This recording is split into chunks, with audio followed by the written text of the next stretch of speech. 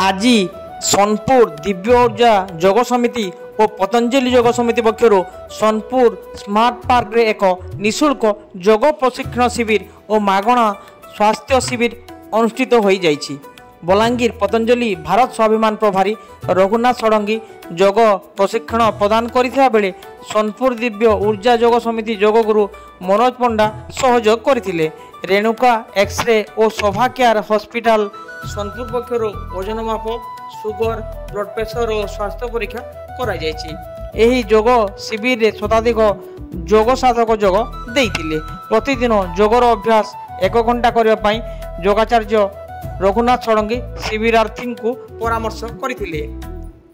दिव्य ऊर्जा जोग समिति रो सभापति गोपाल नेगी, संपादक श्रीवंत मिश्र, सुभाष चरण पंडा, संजय बड़पंडा और अन्य जोग साधक उपस्थित थिले।